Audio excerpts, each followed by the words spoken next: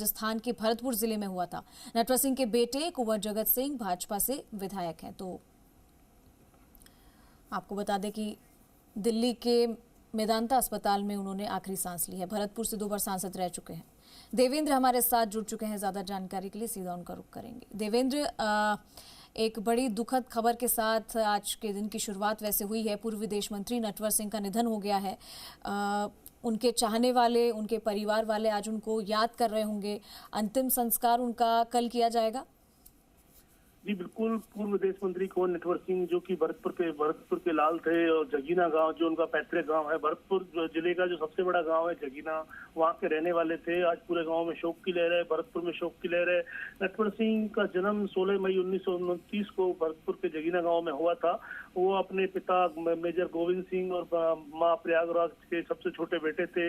1953 में उनका IFS में सिलेक्शन हुआ और बेहद बेहतरीन कहें कि विशेष कूटनीति के रूप में उन्हें विदेश नीति का जानकार माना जाता था। विदेश सचिव रहे लगातार अपने पूरे कैरियर में। 1984 पद्म भूषण दिया गया और उसके बाद में उनको विदेश राज्य मंत्री 1986 में राजीव गांधी सरकार में बनाया गया और उसके बाद में 2004 में मनमोहन सिंह की सरकार में उनको पूर्ण रूप से विदेश मंत्री बनाया गया। और निश्चित रूप से नटवर सिंह ने one life is not enough जैसी महत्वपूर्ण किताबें लिखी। 10,000 से अधिक किताबें उनकी लाइब्रेरी में थी। आज उनके सबको जो महारानी फार्म हाउस है जो डेरा गांव में छतरपुर में, जहां पर उनके सबको अंतिम दर्शनों के लिए रखा गया है, वहां पर लोग आज उनके अंतिम दर्शन कर सकेंगे। कल दिल्ली के लोधी रोड क्रिमेशन ग्राउंड है, वहां पर उनका अंतिम संस्कार किया जाएगा। कई बड़ी हस्तियां उसमें शामिल होंगी। सुबह से ही शोक संवेदना व्यक्त करने वालों को जैसे ही इस बात का पता चला है, लोग अलग अलग तरीके से अपनी संवेदनाएं व्यक्त कर रहे हैं। भरतपुर की बात करें तो भरतपुर के पूर्व राज परिवार के सदस्य पूर्व मंत्री विश्वेंद्र सिंह की बात करें, उन्होंने शोक संवेदना व्यक्त की है। काका रघुराज सिंह उन्होंने शोक संवेदना व्यक्त की है। कुंवर दीपराज सिंह उन्होंने शोक संवेदना व्यक्त की है। तमाम विधायकों की बात करें, अगर बात करें जो जवाहर सिंह बेडम की बात करें जो राज्य मंत्री, उन्होंने शोक संवेदना व्यक्त की है। इसके अलावा डॉक्टर शैलेश दिगंबर सिंह ने शोक संवेदना व्यक्त की है। इसके अलावा और दूसरे नेताओं की बात करें तो तमाम वो लोग जो राजनीतिक हस्तियां हैं, सामाजिक से जुड़े लोग, तमाम वो लोग जिन्होंने नटवर सिंह को जानते थे, नटवर सिंह को समझते थे। एक कहें कि नटवर सिंह अपने आप में एक बड़ी ऐसी शख्सियत रहे जिसने भरतपुर के नाम को न सिर्फ देश में बल्कि विदेशों में पहचान दिलाई।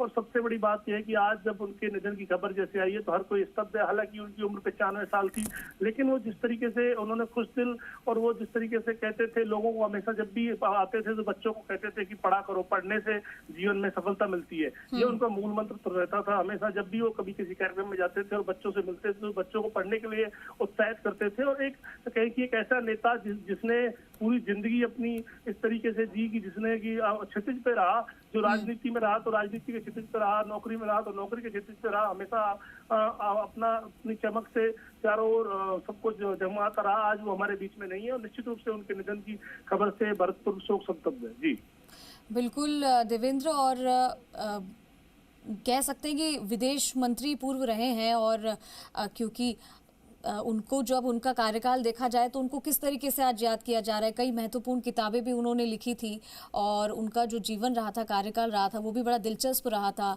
अच्छी कई किताबें लिखी थी उन्होंने और कांग्रेस के दिग्गज नेताओं में उनकी गिनती हुआ करती थी। देखिए, नटवर सिंह को विदेश नीति का बड़ा जानकार माना जाता था। उन्होंने कहा था, वो लगातार 370 को लेकर कहा करते थे कि 370 को अगर कोई संभव कर सकता है। हालांकि वो लगातार कांग्रेस में रहे, कांग्रेस में उनके इंदिरा गांधी, सोनिया गांधी, राजीव गांधी, राहुल गांधी सबसे करीबी रिश्ते रहे। लेकिन जब वो कांग्रेस उन्होंने छोड़ दी तो उसके बाद में जब 2014 में प्रधानमंत्री मनमोहन सिंह की सरकार बनी तो प्रधानमंत्री नरेंद्र मोदी की सरकार बनी तो प्रधानमंत्री नरेंद्र मोदी को लेकर उन्होंने कहा कि यही वो शख्स है जो 370 को हटा सकता है। हालांकि वो शुरू से ये कहते रहते थे कि 370 को नहीं हटाया जा सकता, लेकिन जब उन्होंने देखा प्रधानमंत्री नरेंद्र मोदी की सरकार जो पूर्ण बहुमत की सरकार बनी और जब उसने पूर्ण बहुमत की सरकार ने 370 को हटाने की बात कही तो उन्होंने कहा कि हाँ, ये लोग ये कर सकते हैं और इसके लिए दोनों सदनों में बहुमत चाहिए। और जब 370 हटाई गई तो आपने देखा कि दोनों सदनों में बहुमत था और दोनों सदनों से उसको पास कराया गया। तो एक तरीके से कहें कि राजनीति के एक बड़े धुरंधर थे और विदेश नीति को समझते थे। आसपास के कई देशों से या कहें कि विदेशों में जो लोग थे, विदेशी दूतावास में जो लोग थे, विदेशों में बैठे जो लोग थे, बड़े राजनेता थे, उनके साथ उनके बहुत ही कूटनीतिक और बड़े गहरे रिश्ते थे और यही वजह थी कि उनको न सिर्फ देश में मानने वाले, विदेशों में भी मानने वाले लोग हैं। और सबसे बड़ी, मनमोहन सिंह ने जब उन्हें अपनी सरकार में विदेश मंत्री का जिम्मा सौंपा तो उन्होंने कई ऐसे मसले थे जिनको हल भी किया। और सबसे बड़ी बात यह कि जिस तरीके से विदेश नीति को लेकर उन्होंने आगे चीजें बढ़ाई और वन लाइसेंस नॉट एनफ में उन्होंने जिस तरीके से खुलासे किए, तो निश्चित रूप से कहें कि बड़े राजनेता थे और लगातार 95 साल की उम्र तक, हालांकि कुछ समय से बीमार थे, मेदांता अस्पताल में भर्ती थे। उनके जो बेटे हैं वर्तमान में जगत सिंह, वो नदबई से विधायक हैं, भाजपा से विधायक है। उनके परिवार की बात करें तो उनके बेटे हैं, उनके नाती हैं अहमद सिंह, तमाम परिवार में और लोग हैं।